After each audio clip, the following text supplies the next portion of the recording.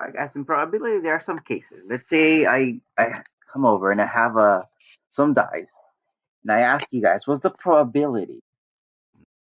I'm rolling a die. What's the probability that I get a six? And well, since there's six numbers, there's only one six. You're gonna say, well, probability that I get six is 1 out of 6. Now let's say I have a coin, and I ask you guys, what's the probability of landing on tails? You guys are gonna say, well, 1/2. Now I want to know what's the probability I roll a die, I get a six, but I also roll a coin and I get a tail. So the way we're going to work this will be 1 over 6 times 1 over 2 happens to be 1 over.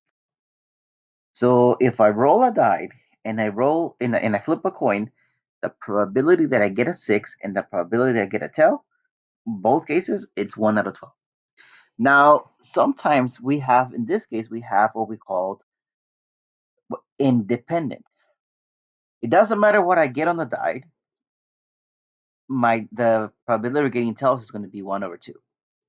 Right? The probability of the first event doesn't affect the probability of the second event. So let me say that again. The probability of one event, it does not affect the probability of the second event. They are called independent. Now, there are some cases when we have dependency. So let's say I have a bag, I have a bag and I have some marbles. Let's say I have 3 yellow, 5 blue, and 2 orange. And I will ask you guys, well, let's say you have a marble. You just put your hand in the marbles and then you just pull one of them out. And I want to know what's the probability of getting a yellow. You guys are going to say, well, there's 3 yellows. There's 10 of them total, right? I added the numbers 3 plus 5 plus 2. So probability of getting yellow is 3 out of 10. Let's say you do not put the marble back. So you took the marble and it happened to be a yellow one, and then you remove it. So now I only have 2 of them. Now I want to know what's the probability of getting blue. Yes, we're gonna say, well, it's 5 out of 9. Notice how the probability of getting a yellow the first one affected the probability of getting a blue in the second time, because going back to how it was at the beginning. Let's say I ask you guys, what's the probability of getting blue? You guys are going to say, well, 5 out of 10. What's the probability of getting another blue? You guys are going to say 4 out of 9. Notice how the second case, when it comes to blue, the second marble being blue, one of them was 5 out of 9, the other one was 4 out of 9. So the outcome of the first event, going back on here, the outcome of the first event caused and affected the outcome of the second event. Let me say that again. The outcome of the first event affected the outcome or the probability of the second event. That is what we call dependent. Right. The probability of the second event depends on the probability of what happens in the first event. So in probability, we're going to be dealing with cases that are uh, dependent and independent. Now, I'm just gonna give you guys numbers.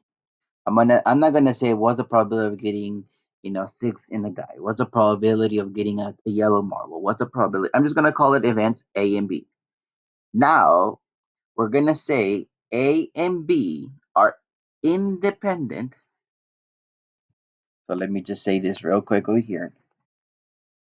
A and B are independent,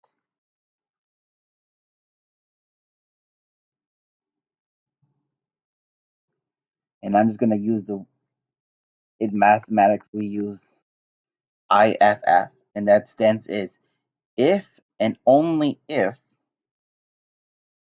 So The only way A and B are independent is if probability of A times probability of B is equal to probability of A and B. So let me say that again. We have events A and B. So A and B are independent if and only if probability of A times the probability of B is equal to probability of A and B. So if probability of A times probability of B is equal to probability of A and B, I'm just going to say they are independent. Now, if it's not, I will have to call it dependent. So now here, determine if events A and B are independent. All I'm asking for the question is, give me independent or dependent. So question number one, the way I'm going to work this will be 2 over 5 times 3 over 10. I'm checking if it is equal to 3 over 20. Okay, so I'm going to check if it's equal to that. So let me find out what 2 over 5 is. 2 over 5 times 3 over 10. Remember, I'm asking is this equal to 3 over 20? So looking on my left side of the equal sign, I have 6 over 50. I just multiplied 6 over 50.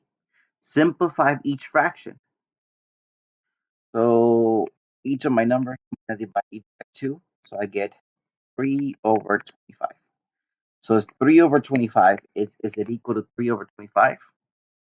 Of course. So in this case, I'm going to call this independent.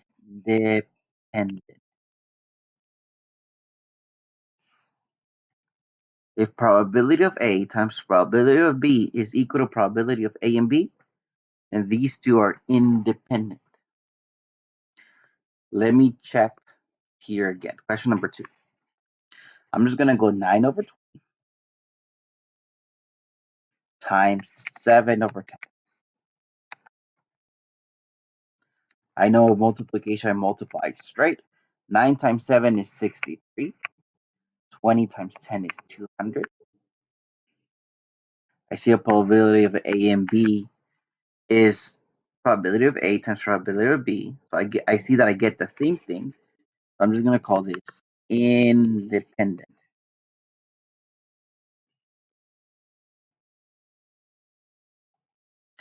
Take a look at of question number 3.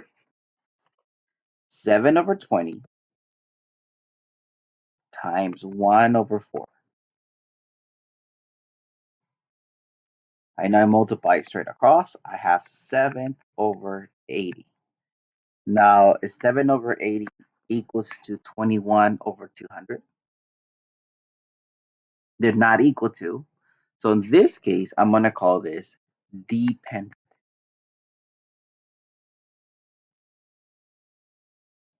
Remember I said on the notes earlier, A and B are independent if and only if probability of A times probability of B equals probability of A times of A and B.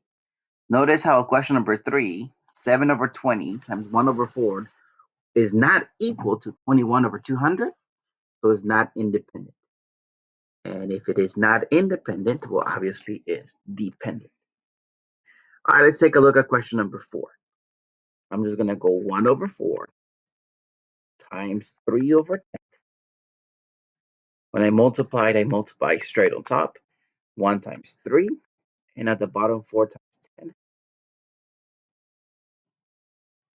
Probability of A times probability of B gave me probability of A and B. In that case, this is independent.